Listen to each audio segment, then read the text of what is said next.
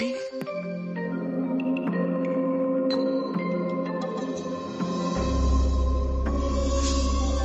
and welcome to a special episode of After School. I'm Andrew Huberman, Professor of Neurobiology and Ophthalmology at Stanford School of Medicine.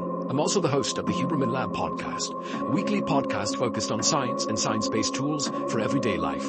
Today you're going to learn about practical tools for optimizing your morning routine. So without further ado, practical tools for optimizing your morning routine. There are certain foundational behaviors, do's and don'ts, that set the stage for you to be better at everything. So a lot of times people say, how can I lift more, focus better, remember things better? Say, well, let's think about the foundation of that. And that's always going to come back to two elements, and that's sleep and what I call non-sleep deep rest. So sleep is the fundamental practice or part of our 24-hour cycle where if you don't get it on a consistent basis, you are down-regulating your ability to do everything, right? Metabolism is screwed up, immune system is screwed up, etc., etc. However, it is not the case if you get a one night's bad sleep, or that if you're not sleeping perfectly that you can't perform well. But let's talk about sleep and just, because I think it's important. The goal for most people, unless you're pulling vampire shifts on deployment or you're a shift worker, and thank you shift workers, we'll talk about shift work, you should try and get really good sleep 80% of the time. 80% of the nights of your life. The other 20%, I hope you're not getting good sleep for good reasons that you enjoy. But the point is that there are a couple things that you can do. First of all, every cell in your body has a circadian rhythm, meaning every cell has a 24-hour circadian clock that's regulated by genes. Think of these, your body has a bunch of millions of clocks and needs you to align those clocks to a single time. This is why when you travel overseas, your gut goes off or it's more easily you get sick, or your thinking isn't quite right, that the clocks aren't in alignment. They're not entrained, as we say. Number one practice for everything, sleep especially, is try and get some natural light in your eyes within an hour of waking up. If you wake up before the sun, turn on a bunch of bright lights and then get sunlight in your eyes once it comes out. If there's dense cloud cover, there are still more photons, light energy coming through that cloud cover than there are coming from artificial lights. So try and get 5 to 10 minutes without sunglasses outside in the morning, once the sun is out. Most days, if not all days. This has an outsized effect on a number of things. First of all, it modulates the timing of what's called the cortisol pulse. Once every 24 hours, you're going to get a boost in cortisol, big spike in cortisol. It's a healthy boost. It sets your temperature rhythm in motion, sets your level of alertness, your level of focus, and your mood. You want that cortisol pulse to happen as early in the day as well. So what's triggering the cortisol pulse? The cortisol pulse is naturally entrained by these genetic programs to happen once every 24 hours, but light will anchor it to the period where you see bright light. Got it. A late shifted cortisol pulse. So imagine the kid that wakes up and spends the morning in bed, or you spend the morning in bed and you're texting, or you're indoors and you're typing on the computer. That's not enough light to accomplish what I'm talking about. And then you go outside around noon or 1, you're in what's called the circadian dead zone, which is the time in which light arriving at the eyes can do certain things, but it can't time this pulse. That means that cortisol pulse is going to come in the afternoon, which means that your temperature rhythm is going to be shifted late, and that's actually a signature of depression and anxiety and difficulty falling asleep. Many people are waking up and they're just spending time indoors and they're putting on sunglasses, getting in their car and driving. Or there's cloud cover and they think there's no sun out. I don't mean that you actually have to stare at the sun. Never stare at any light so bright it's going to damage you. Please don't. And blink as necessary. But the indirect rays from sun trigger these cells in the eyes called melanopsin ganglion cells. These ganglion cells, these are neurons. They send a signal to your hypothalamus. Then the hypothalamus releases this peptide, which is a wake-up signal for your whole brain and body, and sets a timer for the onset of melatonin release 16 hours later, melatonin being the hormone that makes you sleepy and makes you want to go to sleep. So you can imagine what happens if you don't get that light until a few hours later. Everything's shifted. And then you want to go to sleep. Don't know why you're wide awake at 11:30 or 12 and everything's messed up. The other thing is that you can get bright light from electronic devices early in the day, but it's not enough. You need photons from sunlight. Now, if you live in Scandinavia in the depths of winter, if you're up in like this, Trondheim or Aarhus or something, like, okay, fine. Don't buy an expensive daytime simulator. Get one of these LED light boxes for drawing. They're very inexpensive. In comparison, you find them on Amazon. I don't have a relationship to any of these brands, but they're easy to find, $20-$30. Put that on your desk and just look at that thing for a few minutes in the morning. Not as good, but better than being in the darkness. Then when the sun's out, get outside. Now, this is a huge effect for the following reason. The signal that arises from the eyes to the hypothalamus also triggers the release of the neuromodulator dopamine. We hear about dopamine as a feel-good molecule. Dopamine hits. But dopamine's main role in the brain and body is to drive motivation, craving, and pursuit. It is not the molecule of pleasure, it is the molecule of drive. It is life force. Dopamine is actually the molecule from which adrenaline, epinephrine, is manufactured. And you may notice you said we crave sun. It also does make you feel good. Here's why. If you think about seasonally breeding animals, let's think about the Arctic fox. Well, the Arctic fox in winter is white, but in the summertime has darker pelage. There's a pathway going from sunlight to dopamine to melanin production in the skin and fur. So animals that transition from light color to dark color, that's all mediated by dopamine. Guess what else happens? The gonads grow. There are animals that I've worked on in the laboratory and that also in humans, it's now been shown in a beautiful study that people who get 20 to 30 minutes of light on their skin, this was a study done in Israel, so they wear an appropriate amount of clothing, but they're sleeveless, no hat, no sunglasses. They were told to go outside 20 or 30 minutes, 3 times a week, just in the sunshine. Ideally, they wear shorts also. They measure testosterone and estrogen in men and women. Significant increases in both. And all the associated things of increased passion, blah, blah, blah, blah, that's what they measured in the study. Why? Well, it turns out that light to the eyes, but also light to the skin. The skin is an endocrine organ. It's not just something to tattoo and hang earrings from and put clothing on.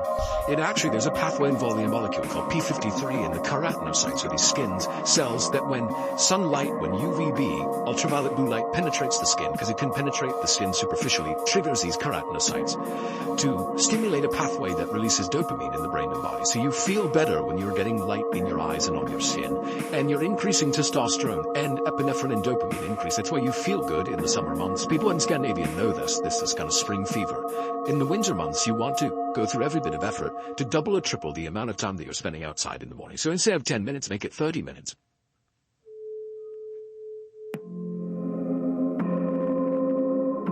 We all are familiar with getting sleepy and falling asleep. That's the parasympathetic nervous system taking over. The longer we are awake, the longer the buildup of something called adenosine in the brain and body. And adenosine turns on the parasympathetic nervous system, suppresses the sympathetic nervous system. When we sleep, adenosine is pushed back down. What is caffeine? Caffeine effectively, through some chemical steps, blocks the effects of adenosine. So if you wait, so here's a little trick. I don't like the word hacks because hacks imply using something for a purpose it wasn't designed for. Here we're talking about hardwired biology. But if you wake up in the morning and you didn't sleep quite as much as you would have liked, that means, and you're sleepy, that means you still have a buildup of adenosine in your system. Let's say you immediately reach for caffeine. Great. You suppress the action of that adenosine and you will be more alert. And guess what happens? Then the caffeine wears off and the adenosine binds to the receptors with greater affinity and you have your afternoon crash. So a practice that's very useful to people is to delay the intake of caffeine by 60 to 90 minutes after waking. Allow the adenosine to be cleared out, because it's not just cleared out in sleep, it's also cleared out in those kind of sleepy states of early morning. So allow it to be cleared out. The other thing that clears it out, exercise. So when you get up in the morning, you're kind of sleepy. I don't want to do this, but you hydrate and train. You clear out the adenosine. Now, I like to drink caffeine before I train or during training. I'm weak like that. But for people to have an afternoon crash, this can have a tremendous benefit and maybe start by pushing out 15 minutes per day. Everyone that does this said, oh my goodness, I didn't understand why in the afternoon I'm crashing so hard. This will really, really help.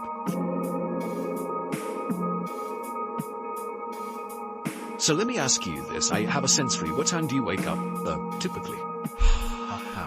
Generally between 4:15 and 4:30. Okay. So for most people, it's going to be a little bit later after, probably. But for you, that means, so you're waking up. If it's because of an alarm, it's because of an alarm. But if that's your natural wake-up time now without an alarm, that means that your temperature is starting to rise at that time. That's why you wake up. That temperature increase triggers that cortisol release. Now, and that's why some people wake up right before their alarm clock. It's this cortisol pulse, okay?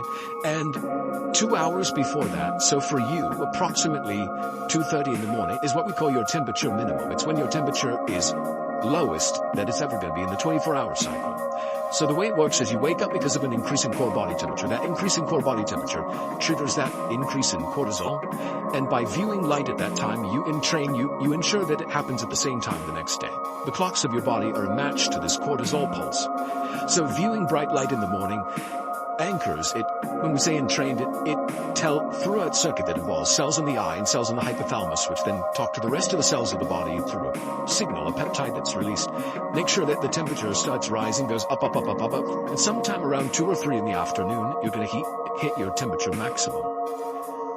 You might feel a little sleepy at that time, but that's actually the time in which all your systems are kind of revving at the maximum capacity, and then it's going to start to drop. And start to drop. Now that drop in temperature eventually will be a full 1 to 3 degrees below at what your temperature maximum. And that's when you're going to get sleepy and fall asleep. This is why it's important to keep the room cool at night to fall asleep.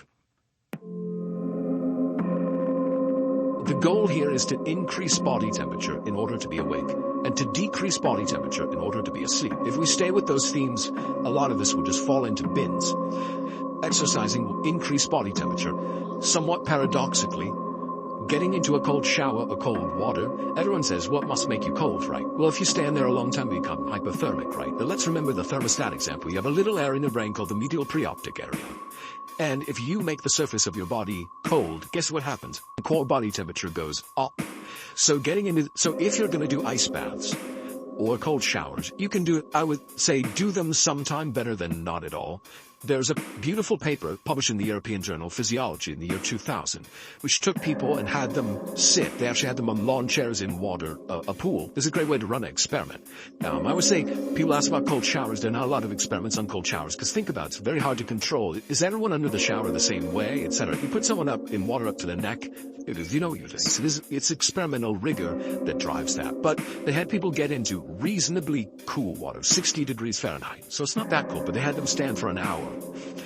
Or they've had people get into very cold water, so that 40 degrees for just 20 seconds. Now here's what's really interesting. That shock that you referred to is adrenaline, also called epinephrine, and it is released from the adrenals, obviously, but also from a site in the brain called locus ceruleus, a little area of the brainstem that then sprinklers the rest of the brain with epinephrine and wakes up the rest of the brain. So that shock occurs in the brain, in the body, and actually the stuff in the body doesn't cross the blood-brain barrier. So you're a two-part system. Because when those two systems are aligned, it's beautiful. When those two systems are out of alignment, that's not good. So you get into cold water, that's the shock. For the first 30 seconds, for most people who are untrained, your forebrain, which is controlling decision making, is basically suppressed in its activity, and other areas are ramped up. So just as though I'm getting excited, panic. Just understand that passes.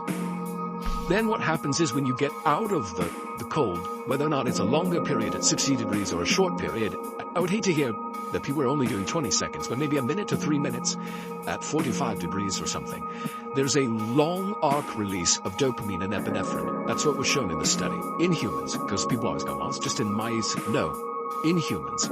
And that long arc of dopamine, it leads to a near doubling or more of dopamine and epinephrine. In my colleague Anna Lemke's book called Dopamine Nation, she works on addiction, runs our dual diagnosis addiction clinic at Stanford. She talked about a patient of hers that basically helped himself get over a cocaine addiction by doing cold baths, because it was the only thing that would give him the kind of dopamine release that even slightly mimicked his cocaine addiction, and allowed himself to wean himself off with a healthier behavior. Now, I'm not saying it's the equivalent of a drug like cocaine, but I am saying that it's a better decision than a drug like cocaine, for obvious reasons. So that mood-enhancing effect that you feel afterwards, it's real. It's based on a real neurochemical effect, and that dopamine and epinephrine will combine with the temperature increase from cortisol plus light plus exercise, all things that increase core body temperature.